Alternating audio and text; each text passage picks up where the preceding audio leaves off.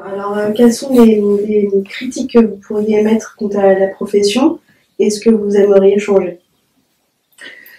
Oui, alors la profession, c'est pas, vous parlez de la profession de qui, de quoi? Pardon, de psychanalyste. Des psychanalystes, oui. Ah oui, mais là, il faudrait dire beaucoup de choses en fait. La psychanalyse est une chose magnifique, hein, mais le problème c'est les psychanalystes. Ça c'est, vous voyez ça, l'histoire de la psychanalyse, et à l'histoire de la psychanalyse, c'est pas la même chose que l'histoire des psychanalystes. Oui. Ce sont deux choses différentes. La pratique, ouais, et ce qu'est la psychanalyse, oui, ce sont deux choses différentes. Oui. Non, je parle pas de la pratique. La pratique, ce qu'est la psychanalyse, c'est une chose, et ça c'est magnifique. Une autre, c'est les gens. Un peu comme Sartre disait, hein, l'enfer les autres. Non. Voilà, c'est ça. L'histoire des psychanalystes, parfois, est pas terrible. Mais la psychanalyse, je trouve en tout cas, moi personnellement, que c'est intéressant. Mais je vois pas un autre. Mais ça, c'est un truc personnel. Ça, mais en fait, ce que je pourrais dire, une critique, c'est un truc essentiel dû à la base de la psychanalyse, etc., c'est le fait de comment former un psychanalyste. Et j'ai quelques, dans l'ensemble des personnes que je reçois quand même quelques psychologues. Ah oui, mais c'est très intéressant ça. C'est ça. Un psy qui, oui. Et quelque part, donc ils viennent parce qu'ils font une analyse, mais il y a aussi une formation. Donc, il y a les deux choses ensemble. Non. Donc, ça, une critique forte, une analyse nécessaire à faire sur, par exemple, d'où on va être formé, comment on va être formé psychanalyste. Normalement, si on veut être architecte ou psychologue, sociologue, etc., on va à l'université ou dans une école privée, ça dépend des cas. Et la psychanalyse, c'est un peu comme les peintres. Vous voyez, vous avez l'école des beaux-arts, où vous étudiez les beaux-arts, mais vous n'apprenez pas à être peintre là-dedans. Oui, c'est l'histoire. C'est l'histoire de l'art, voilà, ce sont les écoles d'art, etc., mais on peut devenir peintre sans être allé aux beaux-arts. Oui. Ce sont deux choses différentes. N'est-ce pas? Bien sûr, oui, voilà. Et c'est comme la psychanalyse, parce que... C'est un peu comme la psychanalyse. On peut ne pas avoir fait d'études de psychologie et devenir psychanalyste. C'est ça. Mais par contre, ce qui est un peu obligatoire, c'est d'avoir fait l'objet d'une psychanalyse soi-même. C'est ça. Voilà, Oui, donc en fait, est-ce qu'on passe par l'université? Tout le monde doit à peu près passer par l'université pour être psychanalyste, puisqu'il faut avoir un maximum de connaissances de cette encyclopédie culturelle, mais aussi une encyclopédie psychopathologique. Et donc, ça, c'est nécessaire. C'est nécessaire, voilà. Et donc, la critique, en fait, ça serait de dire que n'importe qui peut devenir psychanalyste et que c'est là qui est le problème, parce que la connaissance de la psychopathologie, elle est essentielle, en fait, au métier. Oui, donc, en fait, en 1919, Freud s'est posé cette question-là. Est-ce qu'il faut... peut-on enseigner la psychanalyse à l'université? Et il répond très vite. Il dit, le psychanalyste, il n'a pas besoin de l'université, il peut s'en passer sans rien perdre. Sans rien perdre. Et il parle évidemment des gens qui sont normalement médecins. Donc ils ont fait beaucoup d'années d'université. Bon. Et de philosophes. C'est ça, ou de médecins au départ. Oui, c'est ça, médecins. La question laïque vient après. La question de la psychanalyse laïque vient après. Mais d'abord, médecins. Donc, ils sont tous médecins qui sont passés par l'université. Mais la question est, après l'université, pour être psychanalyste, parce que la psychanalyse a toujours été exclue de l'université. Elle a commencé hors université. Quel intérêt de la remettre à l'université? Ben non, c'est pas du tout la même approche. Ouais, c'est une autre discipline, c'est une autre façon de concevoir le monde, c'est une autre, presque entité psychique. C'est un autre discours. Donc, ça ne colle pas.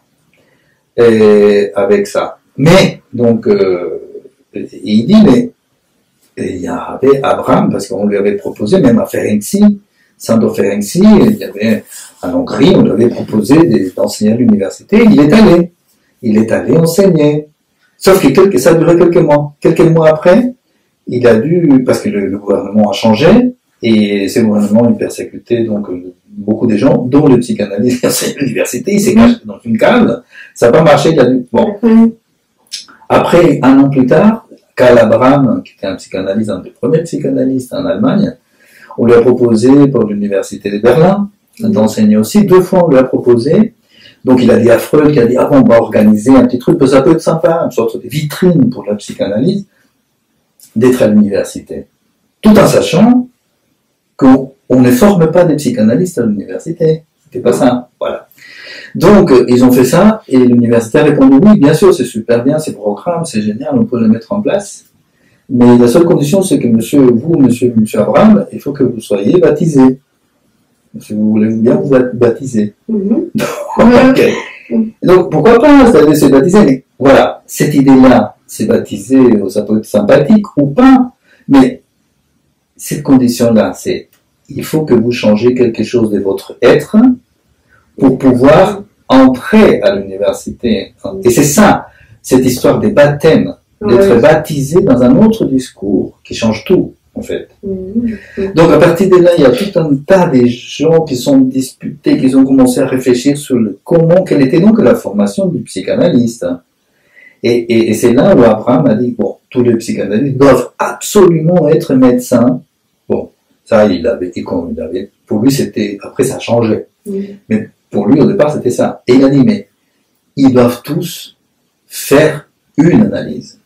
Mais les médecins, donc. D'accord. Voilà, c'était la condition. C'était la condition, ce n'est pas.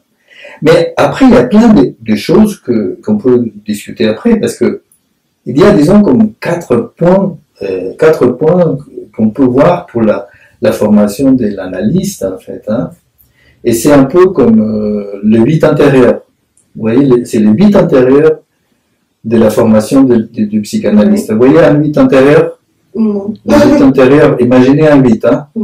Imaginez que la boucle en bas, la boucle inférieure, elle est plus grosse, le bide. En bas, en haut, c'est la tête. Imaginons la tête, un bonhomme, et imaginons qu'il a un gros bide. Donc, imaginons. Ah, donc c'est un 8, mais avec un gros bide. Alors, mettez la tête du 8 dans son gros bide à l'intérieur. Hein? Ouais, je vois. Dans son gros bide. Vous voyez? Ça, c'est un 8 intérieur. Un 8 intériorisé. C'est un nœud. C'est un nœud. Voilà. Et. Donc, c'est 2 versants d'une même chose, mais. D'une même chose, mais qui, voilà, 2 versants d'une même chose. Alors, l'idée, c'est qu'on va parler des cellules intérieures, c'est que la boucle intérieure, elle va être cachée, elle va être enveloppée par la boucle extérieure. Et c'est cette béance qu'il y a là, la boucle intérieure qui nous intéresse. Alors, donc, ces 4 points qu'on peut dire pour devenir psychanalyste, c'est, pour la formation du psychanalyste, c'est si la boucle extérieure, c'est le savoir, disons, il y a 2 types de savoir, un savoir référentiel et un savoir textuel. Donc, toute cette encyclopédie sur la psychopathologie, machin, etc., c'est du savoir référentiel. Ok? On est vachement persécuté, donc on est paranoïaque. Je ne sais pas qui je suis, parfois je suis une chose et parfois je suis une autre, je suis schizophrène. N'est-ce pas? Parfois j'ai envie de tuer tout le monde, ou faire la fête avec tout le monde, de prendre plein de cocaïne, et dépenser tout mon argent. Et d'autres moments je suis dans la merde, je suis rien du tout, je me considère le pire être humain qui existe, je suis maniaco-dépressif. Bon, ça c'est le savoir référentiel. Le docteur Dupont a dit ça, le monsieur machin a dit ça. Les grands concepts, les grandes théories. Les concepts, ça c'est le savoir, disons, référentiel. Mais imaginons que ce soit dans une vie elle-même. Mais bon, ça on verra après. Donc, première idée, c'est qu'il faut quand même avoir des connaissances spécifiques. Notamment, premier point, donc il y a 4 points, disons. Premier point, c'est les textes de Freud Parce qu'on peut pas... Ça habille, en fait. Comment? Ça habille. C'est comme mettre une blouse blanche, mais ouais, ça, pour moi, tous ces savoirs, ils nous habillent un peu. Oui. Je sais pas comment exprimer autrement, en fait, mais c'est comme, pour moi, à partir du moment où on a intégré tout ce savoir référentiel, c'est comme mettre un joli manteau, quoi. Oui, mais... Et ce qu'il y a à l'intérieur, c'est, ça reste notre personnalité et comment on va faire le lien, enfin, comment on va accorder ce manteau avec notre tenue, enfin, c'est un peu... Oui, mais attention que l'extérieur, le référentiel, c'est pas simplement de l'apparence, hein. Ça fait partie de l'essence de la personne. Les savoirs référentiels dont on parle, là, c'est un peu la psychanalyse. Oui, allez-y. Oui, je suis d'accord, oui, c'est pour ça que mon exemple, il est pas, l'exemple du manteau, il est pas super, mais quand je dis ça habille, c'est en fait plus ça habille l'être, parce que c'est... D'accord, oui, je comprends. Ouais, d'accord, non, c'est pas là. Voilà. Ça habille l'être parce que tout savoir, on va pouvoir le connecter avec ce qu'on porte en nous déjà. D'accord. Et ce qui va habiller tout alors, pour répondre à votre formule, c'est les manteaux des lettres, l'être qui va cacher le non-être. Voilà. Et ce qui est à l'intérieur, c'est le non-être. Et c'est ça qui nous intéresse. Il faut parler de votre manteau. Exactement. Voilà, donc le savoir référentiel, ce serait le savoir de l'être. Le savoir être, c'est je sais ce qui je suis. Oui, mais il y a quelqu'un d'autre en moi, quelqu'un d'autre en toi, qui n'est pas celui que tu penses que tu es. C'est ça le truc. Donc, en fait, le premier truc, c'est les textes de Freud. De Freud, je dirais, des Lacan, des post-freudiens, même si on peut critiquer les post-freudiens, mais ils ont apporté des choses très intéressantes, les post-lacaniens, etc., etc., etc. Donc tout un tas de choses, des connaissances, des savoirs su. Je sais ça. Qui peut changer aussi. Oui, c'est ça, c'est poser, enfin, Freud, il a posé les mots sur des concepts où personne n'a jamais été, en fait. L'inconscient, par exemple, enfin les instances, tout simplement, c'est quand même, il a formulé ses hypothèses pour nous donner une base de ce qu'est la psyché humaine et on peut pas le mettre à la poubelle, quoi. C'est super, voilà. Donc c'est en ça que oui, bien sûr, il faut l'intégrer totalement à notre être, mais d'un autre côté, il faut aussi savoir pas le suivre à la lettre. Et s'enfermer dedans. Et c'est ça qui me fait un peu peur dans un sens avec la psychanalyse, c'est que intégrer tous ces concepts à notre être, j'ai l'impression que pour certains psychanalystes, j'ai pas cette impression avec vous, parce que vous avez l'air assez ouvert et assez apte à intégrer plusieurs disciplines, mais il y a certains psychanalystes qui vont être très très enfermés en fait. Dans ce qu'est la psychanalyse. Oui, mais ça, c'est une autre chose. C'est pas la faute de cette premier point qu'on dit. Et ça, après, c'est une position de cadavérisation de l'analyse, de l'enfermer des dogmatismes, parce que ça, c'est source aussi historique, parce que pendant les années 50-60, c'était bien vu d'agir comme ça, de rien dire, de laisser parler l'autre, vous voyez, d'être en silence tout le temps. Voilà. Alors que Lacan, même, il parlait beaucoup à ses patients, hein. Mais voilà, donc il n'était pas... Voilà. Bon, mais donc, cette première partie, elle est nécessaire. Parce qu'il faut connaître des choses quand même, hein. Il faut connaître les équations, il faut connaître les multiplications, les divisions, sinon vous n'apprenez rien en mathématiques. Il faut quand même connaître le truc. Bon, donc il y a ça quand même dans la psychanalyse. Il y a des choses qu'après peuvent changer, mais disons, parce que certaines hypothèses peuvent changer à un moment donné selon les pathologies du monde, etc. Mais c'est important ça. C'est les savoirs référentiels. Et ensuite après, nous avons un deuxième point qui est très important, qui est le fait de faire une analyse, de se faire analyser.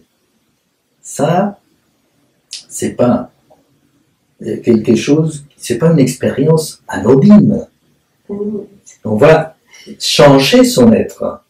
On va modifier beaucoup de choses dans notre économie libidinale. On va pouvoir aimer d'une autre façon. On va pouvoir modifier certaines choses de la sexualité également. Il y a une réduction du symptôme dans le meilleur des cas, bien sûr. Bon,